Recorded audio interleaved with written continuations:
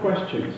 Because, for example, if you actually think about what the words mean, as opposed to what we think they mean, it's not the same thing. People say DRM, and the first thing that they think about is protection. But then really, it should be digital rights protection. But really, the term is digital rights management.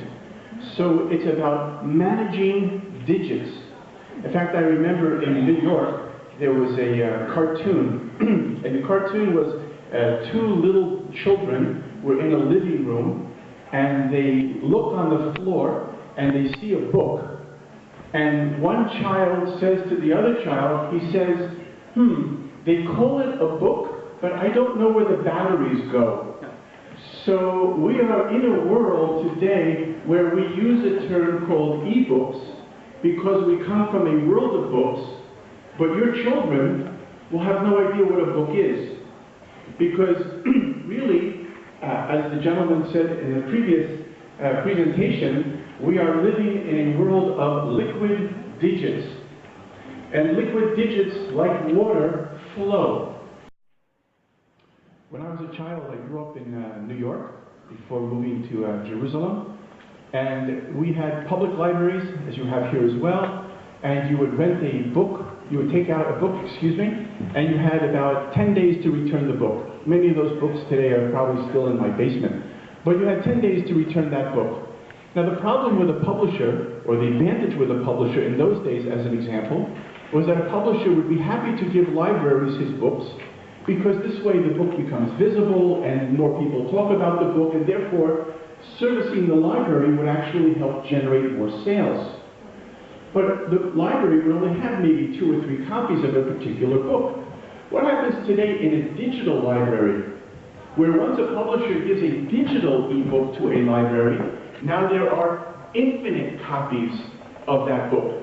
Does that now mean that digital libraries, which are public facilities offering books, are actually cannibalizing the market of selling books? Because now it's no longer just a couple of copies. And not only that, how is it controlled? Well, this is where DRM, as a protective nature, is an enabler. Because DRM will allow those books in those devices to disappear after a couple of days. They will also be able to restrict the amount of books which are being accessed.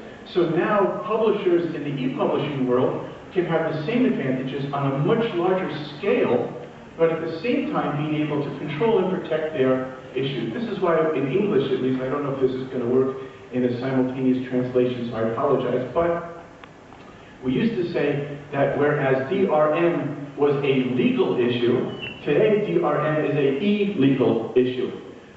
Okay, let them go. Fine. So anyhow, illegal and the idea of understanding content is also on one more perspective, and then I'm going to turn over to our panelists.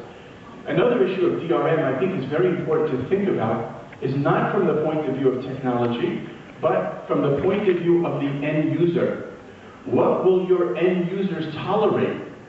For example, on the one extreme level of DRM, you have clients. You have the ability to hermetically seal and completely protect a product. But on the other hand, you may have end users who feel frustrated. And I'll give you an example. In the olden world of last week, you could walk into a bookstore and buy a physical book. Okay, guess what? I have this book.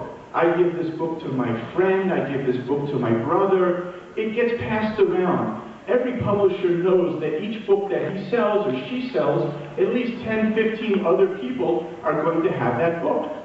But if I now buy a digital book, and it's completely locked in my device, and I can't even share it with my friends, well, why is that? Why have I suddenly, by a technological advance, lost a pleasure as a reader, which I have? So the ability to share content and yet to control content, it happens to be on the spectrum of DRM.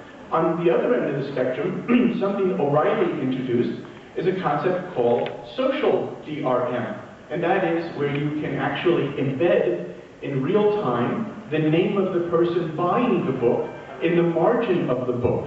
So this way, when I buy the book, I can still forward and advance the book to other people, but I can't begin to sell the content because my name is in there, and the social network will help protect the publisher's rights and so on.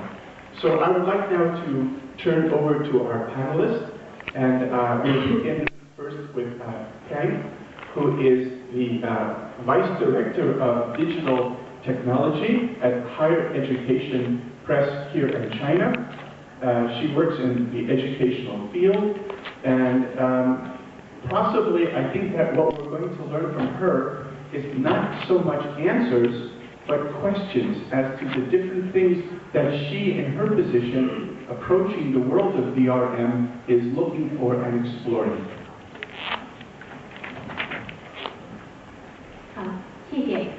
我想还是用中文跟大家分享一下，或者是交流一下。我是来自高等教育出版社的胡明。大家都知道，我们高等教育出版社是一个非常传统的一个出版社。那么在出版行业来说，而且在数字出版方面呢，可能对于一些大众出版或者一些杂志、报纸类的来说呢，我们教育出版相对来说也是走得比较晚，或者是比较落后的。那么我们在教育领域数字这个版权保护方面，我们实际上是经历了几个阶段。第一个阶段大家都知道是纸质教材的阶段，那么纸质教材的靠版也是非常厉害的。那么第二个阶段呢，是我们纸质教材和这个教育资源相混合、相支持的一个阶段。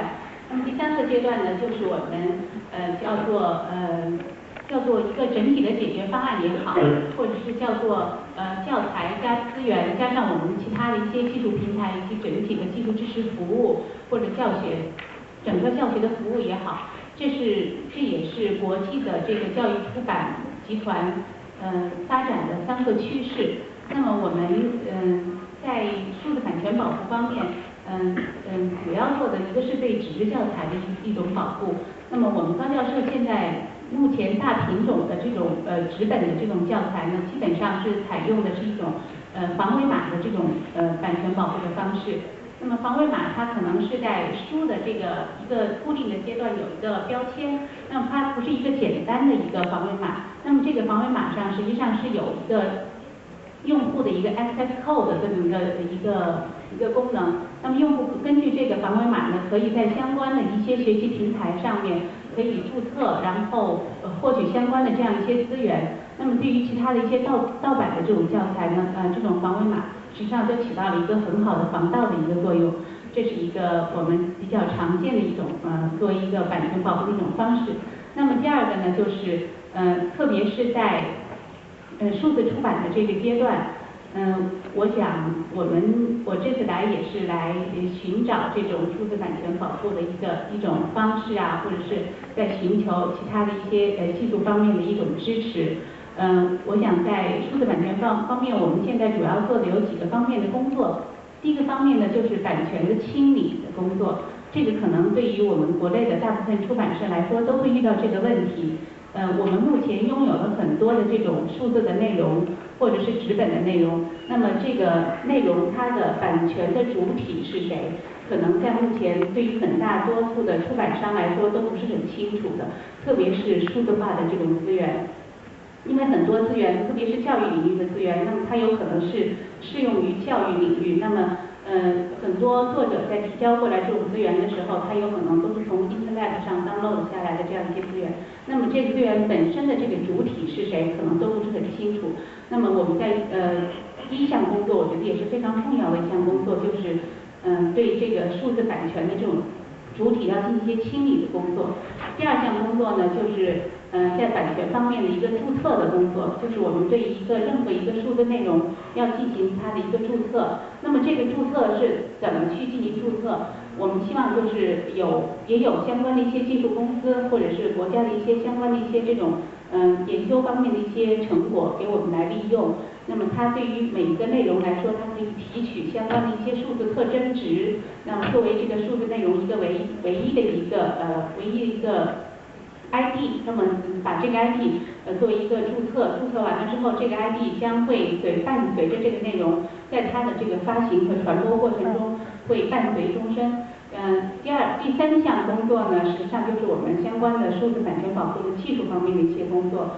比如说通过阅读器这样的一些终端来进行这种密钥的这种解密的一些工作，然后或者是通过数字水印的一些工作，或者是做一些图片性的或者是文字性的一些干扰的一些工作，这个是随着技术的发展，我们出版商也是很愿意不断的去采用一些新的这种数字版权技术来对我们的内容进行一些保护。第四个方面呢，也是我们比较关心的，可能是我们国内的一些出版商比较关心的，就是整个的数字版权保护的一个环境问题。我们希望是一个全产业链的保护，也就是不仅是在前端，对作者方、对我们出版商方或者对技术方进行一些版权保护，我们更希望的是一个在举证和维权方面有一些相关的一些措施。比如说我们的资源或者我们的这种内容被盗版之后，我们能够很方便的去查到它是我们的内容，我们能够很方便的能够就是拿出证据来证明某一个内容被盗版。然后呢，在法律环境上呢，也希望更加完善。特别是就是说我的这个证明能够在法律上有很好的有效性或者是公正性，这样的话呢，能够使我们整个数字版权保护在整个出版产业链上都得到很好的这个运用。